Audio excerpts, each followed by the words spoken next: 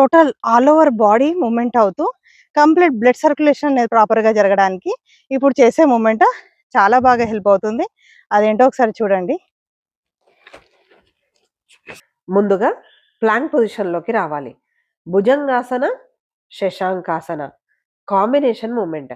ఈ మూవ్‌మెంట్ చేయడం వల్ల మీ టోటల్ బాడీలో బ్లడ్ సర్క్యులేషన్ అనేది ఇంప్రూవ్ అవుతుంది. దానివల్ల స్ట్రెస్ అండ్ యాంగ్జైటీని తగ్గిస్తుంది. స్పైన్ యొక్క ఫ్లెక్సిబిలిటీ పెరుగుతుంది.